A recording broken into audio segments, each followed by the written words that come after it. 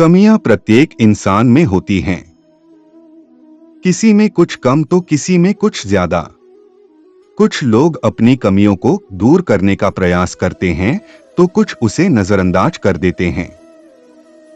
कुछ लोगों को सिर्फ दूसरों में ही कमियां नजर आती हैं और दिन भर वे दूसरों की कमियां ही निकालते रहते हैं। दूसरों की कमियां इंसान को आसानी से दिखाई देती हैं, लेकिन वह अपनी कमियों को देखकर उसे दूर या कम करने की कोशिश नहीं करता है। यदि आपके अंदर भी दूसरों की कमियों को निकालने की आदत है तो आप ये प्रेरक कथा ध्यान से सुने। एक समय की बात है, एक व्यक्ति सिर्फ दूसरों की कमियां निकालता रहता था। वह ऐसा करके स्वयं दुखी और परेशान रहने लगा था। जब नहीं रहा गया तो एक दिन वह एक आध्यात्मिक गुरु के पास गया। उसके उनसे बोला कि उसके जीवन में कुछ भी अच्छा नहीं हो रहा है। वह पहले की अपेक्षा अब अत्यधिक दुखी और परेशान रहने लगा है। इससे बचने का आप कोई उपाय बताएं। उसकी बात सुनकर आध्यात्मिक गुरु ने एक उपाय सोचा। उन्होंने उस व्यक्ति को 2 थैले दिए। साथ ही कहा कि एक थैला अपने आगे और दूसरा थैला पीठ पर लटका लो। शर्त यह है कि आगे वाले थैले को तुम जब चाहो खोलकर देख सकते हो, लेकिन पीठ के थैले को नहीं खोलोगे। तब उस व्यक्ति ने आध्यात्मिक गुरु से पूछा कि वह इन थैलों का क्या करेगा। इस पर आध्यात्मिक गुरु ने कहा कि आगे वाले थैले में तुमको अपनी कमियां और बुराइयां डालनी हैं। पीठ वाले थैले में दूसरों की कमियां तथा बुराइयों को डालना है। जब भी तुमको दूसरे या अपनी कोई कमी पता चले तो उन थैले में से संबंधित थैले में 1 किलो लोहा डाल देना। गुरु की आज्ञा के अनुसार वह घूमने लगा। धीरे धीरे दिन बीतने लगे। समय के साथ ही पीठ वाले थैले का वजन बढ़ने लगा। आगे वाला थैला वह कभी खोलता ही नहीं था। पीठ वाला थैला काफी भारी हो गया था। उसे बार बार खोलने में परेशानी होने लगी। ऐसे में उसने पीठ वाले थैले को आगे कर लिया तथा आगे वाले थैले को पीठ पर। उसकी बुराइयों वाला थैला खाली था। वह दूसरों की बुराइयों के भार से काफी दुखी हो गया था। अंत में उसको आध्यात्मिक गुरु की बात समझ आई कि क्यों उन्होंने थैले में लोहे डालने को कहा। जीवन में सुख शांति पाना चाहते हैं तो दूसरों में कमियां खोजने से बचें, अपनी कमियों पर ध्यान दें और उन्हें दूर करें। दूसरों के काम पर और उनके जीवन पर ज्यादा ध्यान देंगे तो अपना काम एकाग्रता से नहीं कर पाएंगे। नतीजा ये होगा कि काम बिगड़ जाएगा। इसलिए दूसरों पर नहीं, अपने काम पर ध्यान दें। अगर अपने अंदर कोई कमी है तो उसे दूर करें और अपने लक्ष्य की ओर आगे बढ़े।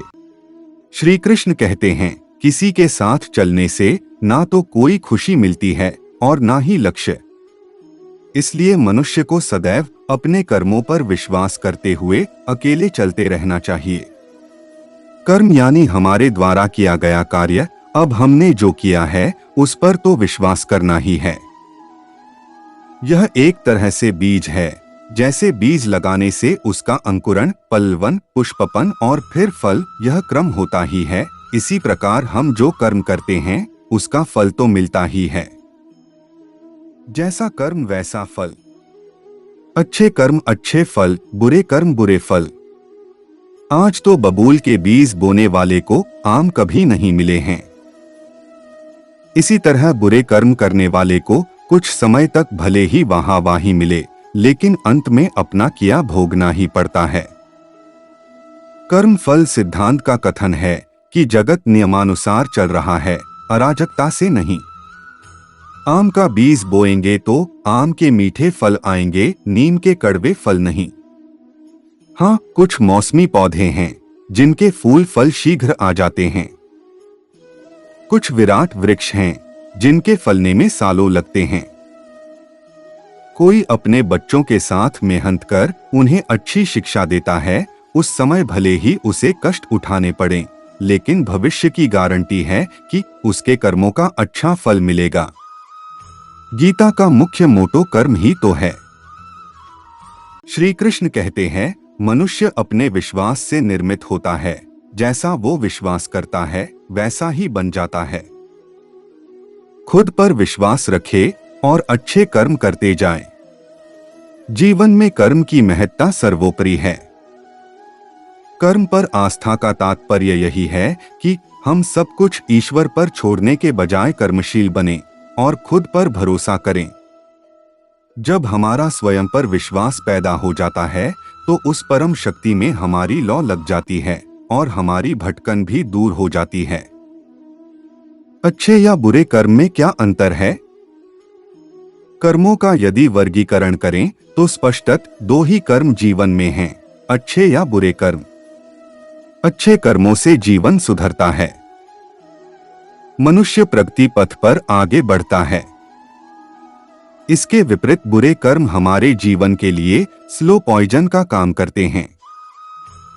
ठीक वैसे ही जैसे शराब या मादक पदार्थों का आरंभ में दुष्प्रभाव दिखाई नहीं देता, लेकिन धीरे धीरे ये पदार्थ व्यक्ति के शरीर को अंदर से खोखला कर देते हैं। बुरे कर्मों में लगे हुए व्यक्ति का जीवन भी एक शराबी की तरह ही है, जो हर बार शराब का नशा उतरने पर शराब नहीं पीने की कसम खाता है, पर फिर उसी नशे में डूब जाता है। असल में दोनों ही मामलों में दृढ़ संकल्प शक्ति की जरूरत होती है और सबसे उल्लेखनीय बात यह है कि यहाँ परिवार की कोई भूमिका नहीं होती, बल्कि स्वयं ही पहल करनी होती है। लेकिन कर्म करें और फल की इच्छा न करें, क्या ऐसा हो सकता है? जब हम कर्म को पूजा मानते हैं तो उसके पीछे का भाव भी यही है कि हम सत्कर्मों की ओर प्रवृत्त हों। भगवान श्री कृष्ण का संपूर्ण जीवन कर्ममय है और महाभारत के युद्ध में उन्होंने अर्जुन को भी उसी मार्ग पर चलने की सीख दी थी।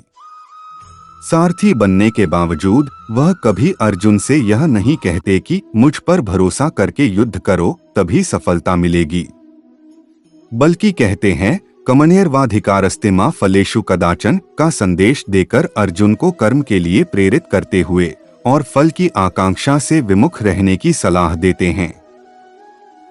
श्री कृष्ण जानते थे कि कर्म करने पर उसका फल सुनिश्चित है। समस्या सिर्फ कर्म की दिशा भर ठीक होने को लेकर है।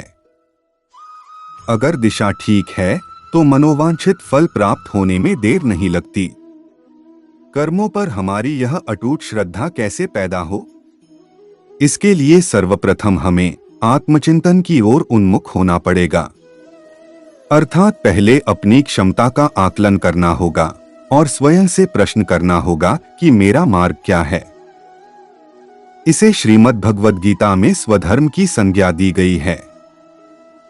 यह एक मनोवैज्ञानिक सत्य है कि मानव में कुछ प्रवृत्तियां तो जन्मजात होती हैं, लेकिन कुछ उसे अभ्यास द्वारा अपने जीवन में सृजित करनी पड़ती हैं। अभ्यास द्वारा सृजित की जाने वाली प्रवृत्तियों को ही हम आत्मचिंतन से प्राप्त कर सकते हैं। कई बार हम दूसरे लोगों के जीवन को अपना आदर्श मानने की भूल कर बैठते हैं, जिसके कारण निराशा मिलना स्वाभाविक है। मसलन कोई बेहद अमीर है तो हम भी वैसा ही बनने की कोशिश यह जाने बिना करते हैं कि हमारी क्षमताएं क्या हैं। इससे अक्सर ही निराशा हाथ लगती है। अच्छा हो कि किसी दूसरे को अपना आदर्श मानने के बजाय हम अगर स्वयं को ही अपना आदर्श माने और दूसरों के पीछे भागना छोड़े तो हमारे जीवन की सार्थकता सुनिश्चित है। निश्चित तौर पर हमारे अंदर की यह अटूट आस्था ही हमें श्रेष्ठ कर्मों की ओर प्रेरित करेगी। हमारा रास्ता खुद ब खुद निर्मित होता जाएगा। कहता है कर्म यही तू मुझे करता चल, अच्छा या बुरा यह तो तुझ पर निर्भर, आने वाले कल में फल उसका ही पाएगा। धन्यवाद। जय श्री कृष्ण।